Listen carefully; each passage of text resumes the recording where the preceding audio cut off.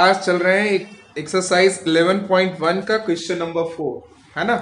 11.1 का question number 4 कहता है आधार 8 सेंटीमीटर और ऊंचाई 4 सेंटीमीटर के एक समद्विबाहु त्रिभुज की रचना कीजिए। फिर एक अन्य त्रिभुज की रचना कीजिए जिसकी भुजाएं इस समद्विबाहु त्रिभुज की संगत भुजाओं का 1.1/2 गुनी हो। यस। तो सबसे पहले क्या करना है, आप लोग को पिछले 3 वीडियो में हम बता चुके हैं कि समद्विबाहु त्रिभुज की हम रचना कैसे करते हैं। उसी प्रोसेस को फिर से हम लोग कंटिन्यू करेंगे। तो यहाँ पर हम लोग सबसे पहले क्या करेंगे कि आधार 8 सेंटीमीटर हम लोग खींचेंगे।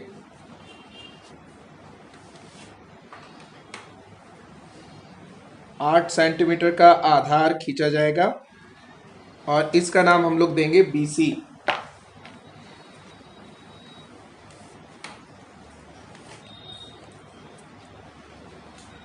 इसके बाद इसकी ऊंचाई है 4 सेंटीमीटर। तो इसकी ऊंचाई को ज्ञात करने के लिए इसे हम लोगों को समद्विभाजित करना होगा।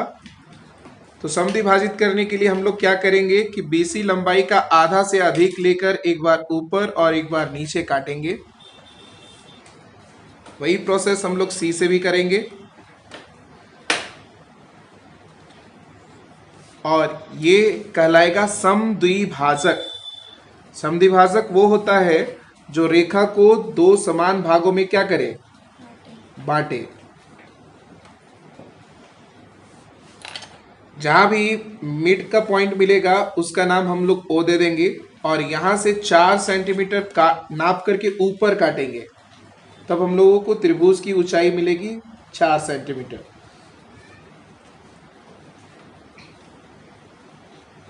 जहां भी कटेगा इसका नाम हम लोग A देंगे और इस प्रकार A से B और A से C को मिलाएंगे।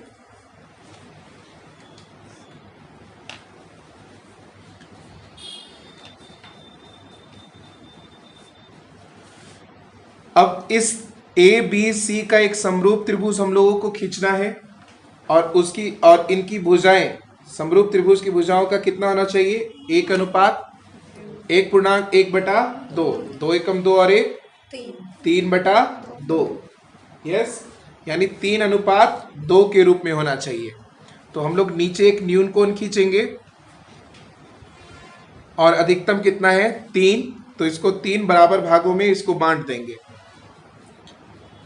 1 2 3। इसका नाम क्या देंगे, B1 B2 और B3। नीचे कितना है, 2। तो इसको 2 से हम लोग क्या करेंगे, मिला देंगे। ठीक है। अब 2:3 में यानी ये त्रिभुज बड़ा होगा तो ये AB को हम लोग और थोड़ा आगे की ओर बढ़ाएंगे।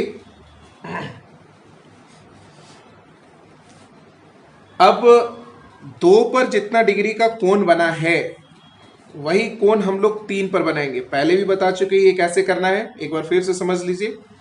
तो 2 पर एक चाप लिए, वही चाप हम B3 पर लिए। अब इसी चाप को फिर से हम लोग नाप लेंगे और यहां से इसको काट देंगे। BC को भी आगे बढ़ाएंगे।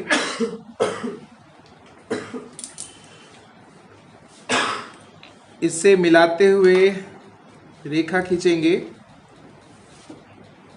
तो आप देखेंगे कि ये ठीक इसके समानांतर है। जहां भी कटा इसका नाम क्या देंगे, C'। तो इस तरह से क्या देख रहे हैं कि ये पूरा क्या हो जा रहा है, पूरा बड़ा त्रिभुज 3 और ये छोटा त्रिभुज 2। तो इसकी भुजाएं 3:2 में आ गई। बाकी सभी त्रिभुज की भुजाओं को भी हमें 2:3 में लाना है। तो यहाँ C से भी हम लोग ये एक चाप खींचेंगे, वही चाप हम लोग C' से भी खींचेंगे।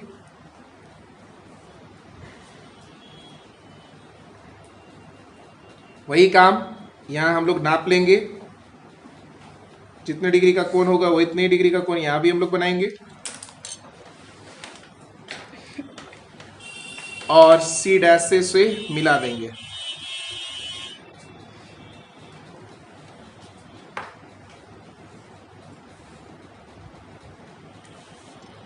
बच्चों, इस तरह से एक नया त्रिभुज बना A', B, C'। A dash B C dash और ए बी सी के भुजाओं का अनुपात क्या है? 3:2, 3:2, 3:2, 3:2। और कोण ये बराबर क्यों किए? क्योंकि समरूप त्रिभुज के संगत कोण क्या होते हैं? बराबर होते हैं। तो ये कोण कॉमन है, ये जितना होना है उतना यहाँ भी होना चाहिए। तो इस तरह से ये दोनों त्रिभुज क्या हो जाएंगे? समरूप। तो हम लोग कहेंगे त्रिभुज ए डैश बी सी डैश समरूप है त्रिभुज किसका? ए बी सी का। उम्मीद करते हैं बच्चों ये आपको समझ में आया होगा। अगर नहीं समझ पा रहे हैं तो वीडियो को 2-3 बार देखिएगा, समझ में आ जाएगा।